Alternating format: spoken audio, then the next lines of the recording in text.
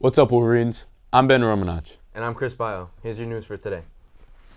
March for Life is back. Your Wolverines haven't been able to participate in this event for the past 2 years. Adrian Fraga has the scoop.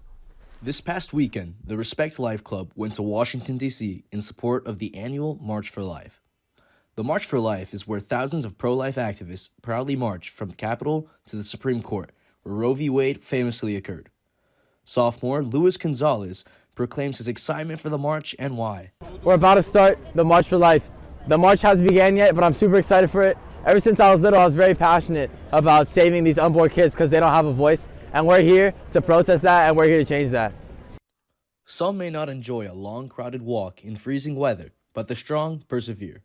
Nothing this big happens overnight, but with strong faith and fortitude, anything is possible. And after 3 hours of marching, it is 25 degrees, and we have showed just how strong our beliefs are. And we will continue marching for the lives of the unborn. For Wbln, I'm Adrian Fraga. As cold weather returns, students want to go outside the box and wear what they want. Nico Smith and Victor Alberti have more. This year, Belen introduced a new policy regarding wearing sports bra to school. It raised a lot of controversy among students. We talked to Mr. Diangolo to see why he put this policy into place. So we decided that it was important for our students to remain in uniform, and we kind of had gotten a little bit away from us. We had a lot of different variations of uniforms and sweaters and jackets and quarter zips, and it's important for us when we walk around that we see our students looking as they're supposed to. I think a lot of the boys have really taken to the hoodies, and I'm glad that we're able to bring the hoodies back because that was something that we didn't have.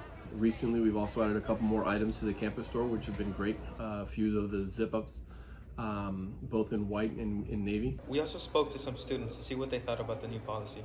So this new policy, I don't like it because, as a student athlete, I work really hard to be on the team and having something to represent to the rest of the school so everyone can acknowledge that you're a part of the team and you work hard, you practice every day.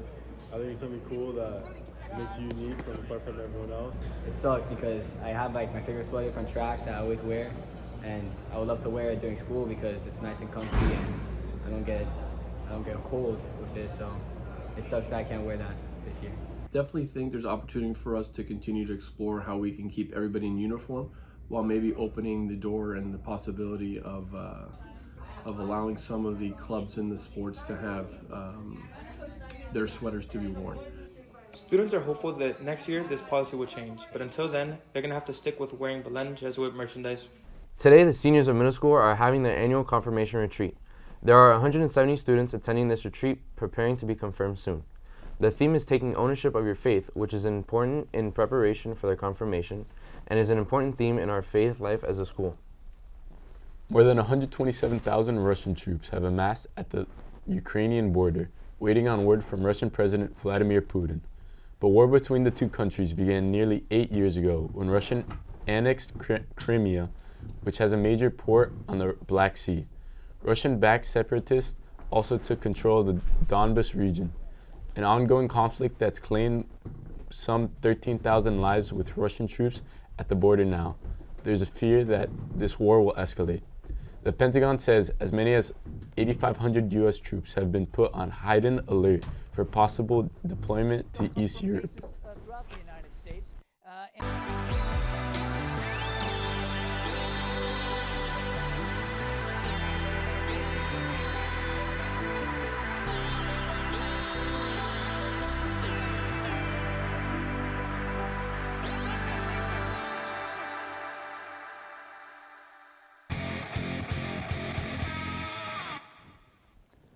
What's up, Wolverines? I'm Adrian Jesuit, and let's get right into sports.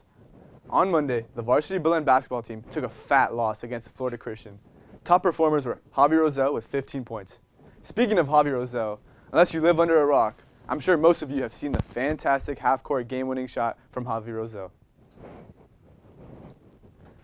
Javi, obviously you made a huge shot last Friday, and when you took the shot, you looked very confident. When the ball left your hand, did you know it was going in?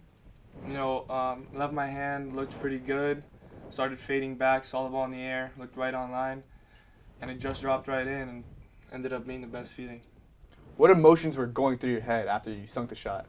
I just remember my heart beating as fast as possible, probably the hardest it's ever beat, and I remember everybody tackling me, and it was just one of the best moments of my life, and I'll never forget it. The shot was so impressive, it even made it onto SportsCenter. What was your reaction to seeing it all over social media? No, I was in class, and one of my classmates came over to me and he said that SportsCenter tagged me in a post. And when that happened, I kind of just, my mind was blown away. Didn't think it was going to go there, but it did, and grateful for all the popularity it's gotten, and great win on Friday night. All right. Thank you, Javi. Now let's check in on those professionals. This weekend hosted some of the greatest playoff games some people will ever see, including the Rams vs. Buccaneers games and the jaw-dropping Bills vs. Chiefs games. The Chiefs, Rams, Niners, and Bengals all advanced to the next week. The Dangerous Loomers, or as most of you probably know them as the Miami Heat, took down LeBron and the Lakers this last Sunday. They were led by Jimmy Butler, who had a triple-double. They are now the 1 seed in the Eastern Conference, and they played the New York Knicks on Wednesday. Last Sunday, our Ice Cats lost to the Seattle Kraken. They are now 28-9-5, but don't worry, they are still the number 1 seed in the Atlantic Division. And that's all for sports for today. Back to the guys at the desk. Thank you, Adrian. Remember to follow us on all our social medias, and from all of us here, remember to stay safe. Stay golden, Wolverines.